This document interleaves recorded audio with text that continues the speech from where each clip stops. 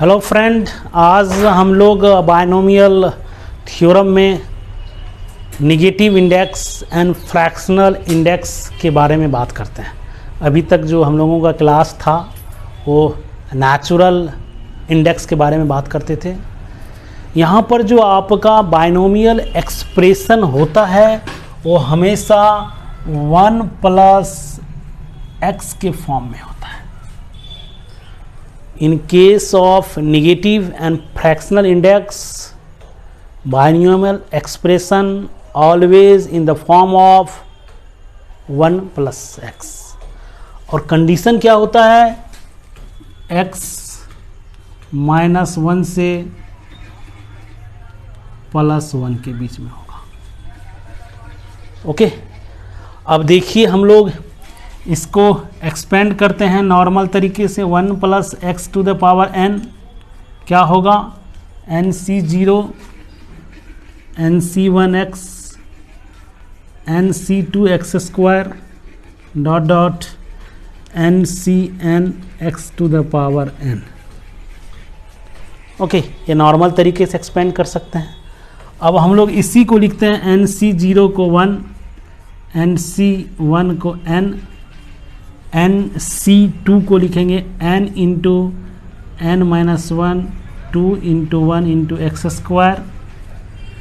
यहाँ से लिखेंगे nc3 n n - 1 n - 2 3 × 2 × 1 x³ यदि आपका इंडेक्स नेचुरल हो तो आप ये भी फार्मूला अप्लाई कीजिए या ये भी फार्मूला अप्लाई कीजिए, बोथ आर सुटेबल। यदि आपका इंडेक्स नेचुरल हो तो। यदि आपका इंडेक्स निगेटिव और फ्रैक्शनल हो उस केस में आपका सिर्फ एंड सिर्फ यही काम करता है, क्योंकि nc1 यदि n निगेटिव है तो हम उसको डिफाइन ही नहीं कर सकते हैं, n फ्रैक्शनल है तो हम लोग डिफाइन ही नहीं कर सकते हैं। दैट मीन्स ये फार्मूला जो वैलिड है वो negative index and fractional index के लिए वैलिड है। यदि आपका नेचुरल है तो आप दोनों अप्लाई कीजिए, लेकिन निगेटिव एंड फ्रैक्शनल हो तो यही अप्लाई कीजिए। और देखिए, यदि आपका n निगेटिव है या फ्रैक्शनल है तो इसका फिनिशिंग नहीं होगा। दैट मीन्स ये एंड नहीं होगा। When n is negative or fractional, n is negative या फ्रैक्शनल कुछ भी हो तो total number of term tends to +∞। That means tends to क्या होता है? +∞ होता है। ओके, तो अब आपको थोड़ा सा x जो होता है वो वेरी स्मॉल होता है एज कम्पेयर टू 1, तो कुछ टर्म के बाद वो टर्म गायब होने लगते हैं। ओके, यदि आपका 1 + x⁻⁻1 को एक्सपेंड करना हो तो इस फार्मूला में आप x के जगह तो x ही रहेगा, n की जगह कितना होगा? -1। तो 1 + -1 × x -1 -2 2 × 1 x²। यहाँ पर रहेगा -1 -2 -3 3 × 2 × 1 x³ रहेगा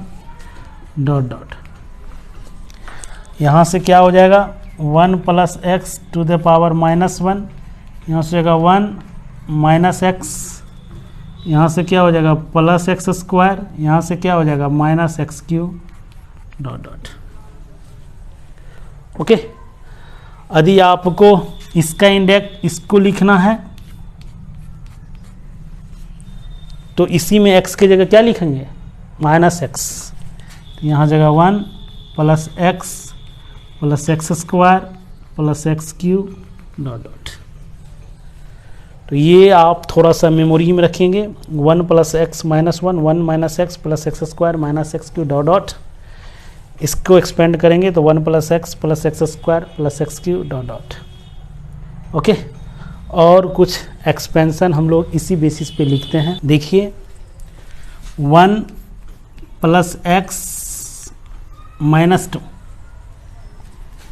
तो आप क्या कीजिए, n की जगह -2 पुट कीजिए। 1 - 2 × x -2 -3 2 × 1 x² -2 -3 -4 3 × 2 × 1 × x³ dot dot.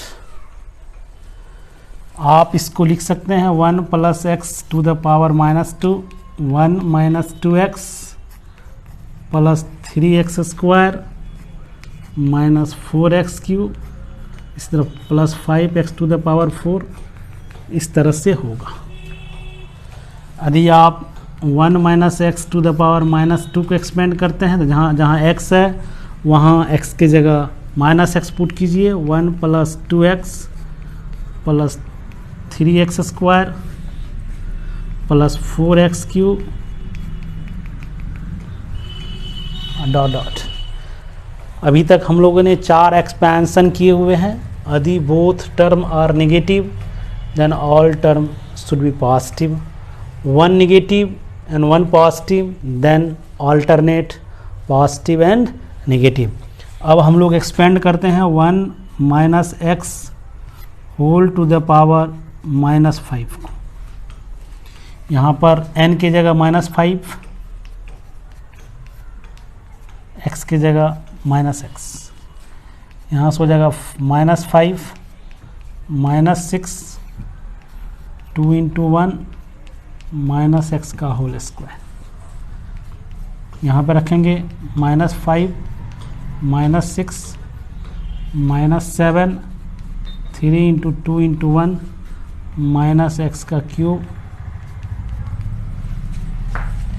यहाँ से हो जाएगा आपका 1 + 5x + 15x² + 35x³ dot dot. अब आप इसको दूसरे एंगल में भी सोच सकते हैं। कैसे? इसको लिखेंगे 1 + 5c1x, इसको लिखेंगे 6c2x², इसको लिखेंगे आप 7c3x³ dot dot.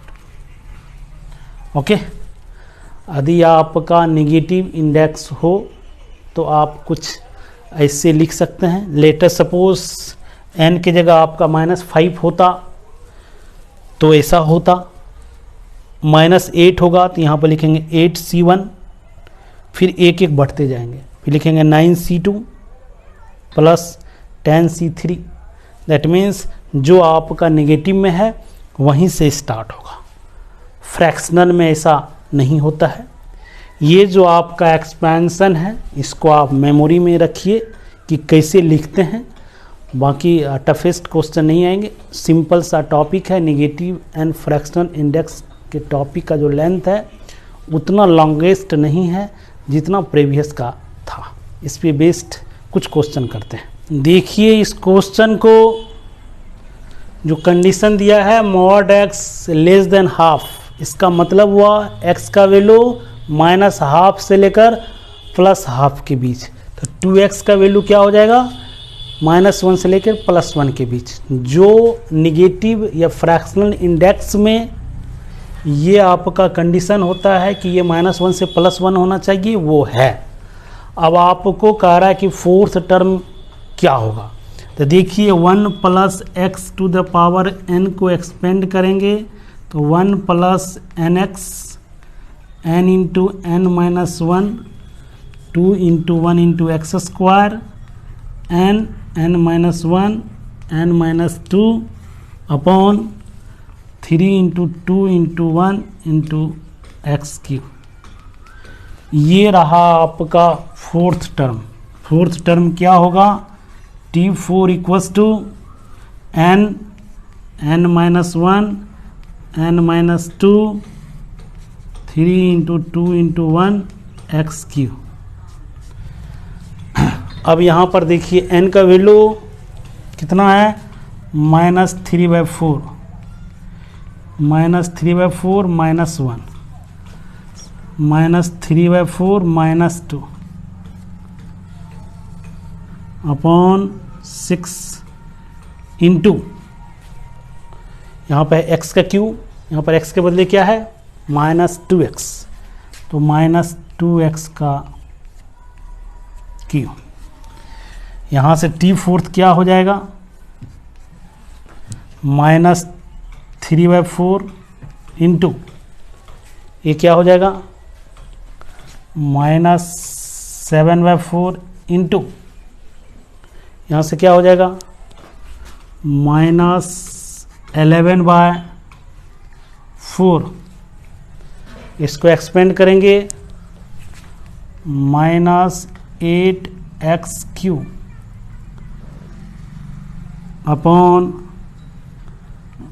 6, minus minus minus minus 4 times है, कैंसिलेशन हो जाएगा। ओके, अब आप देखेंगे 3 × 7 × 11 × 8 × x³ अपॉन 4 × 4 × 4 × 6।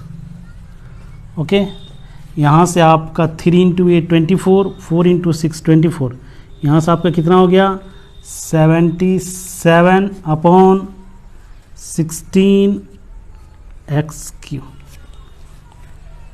ये रहा इस क्वेश्चन का आंसर, और हम लोग 2 क्वेश्चन करने जा रहे हैं। देखिए इस क्वेश्चन को करा, find the coefficient of x⁴ n इन। तो सबसे पहले आप इसको एक्सपेंड कीजिए। कैसे एक्सपेंड करें, देखिए 1 + x/2 1 - x⁻², इसको एक्सपेंड करेंगे क्या हो जाएगा 1 + 2x + x², इसको एक्सपेंड करेंगे 1 + 2c1x 3c2x², 4c3x³ ... अब हमें चाहिए x⁴ n का कोएफिशिएंट। ये 1 से मल्टीप्लाई होगा x⁴ n जहाँ पे मिलेगा, जहाँ ये देखो ये 3 है तो यहाँ पे 3 है, ये तो 2 है तो ये 2 है, तो जहाँ पर n मिलेगा यहाँ पे, तो यहाँ पर n होगा, यहाँ पे n + 1 होगा। 1 से मल्टीप्लाई करने पर x⁴ n का कोएफिशिएंट होगा n + 1 cn। ओके, अब इससे मल्टीप्लाई करेंगे जहाँ पे n - x⁴n का कोएफिशिएंट होगा, ये रहा 2n cn-1 प्लस, अब यहाँ पर x² है, यहाँ पर x⁴n - 2 का कोएफिशिएंट, तो यहाँ पर होगा n - 1 cn-2। Okay, very simple. इसको आप सॉल्व करेंगे तो n + 1 होगा, इसको सॉल्व करेंगे तो n होगा, इसको सॉल्व करेंगे तो n - 1 होगा।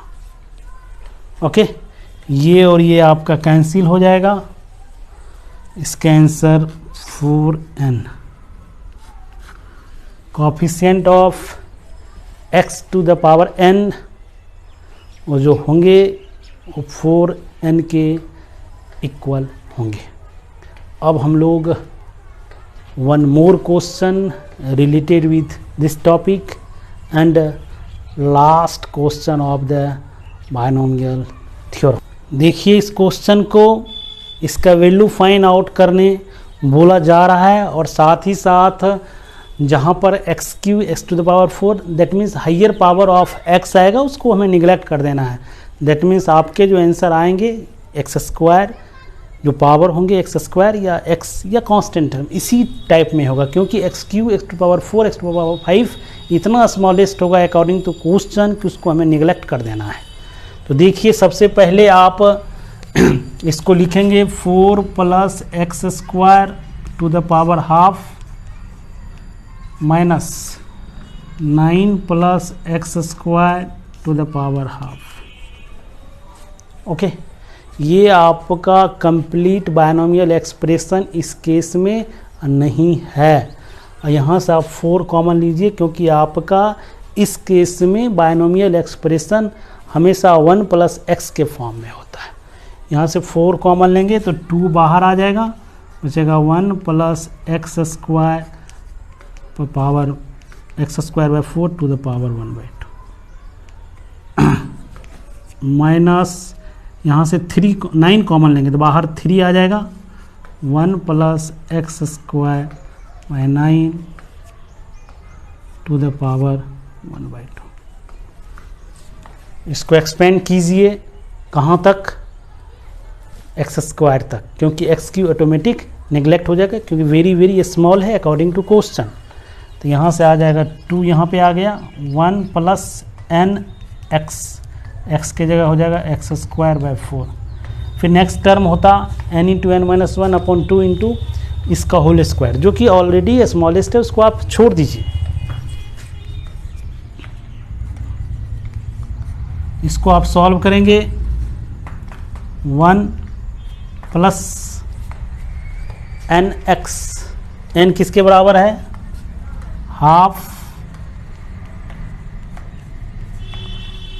X square by 9। ओके, अब आप इसको सॉल्व कीजिए तो यहाँ से हो जाएगा 2 प्लस, इसको सॉल्व करेंगे एक्स स्क्वायर बाय 4,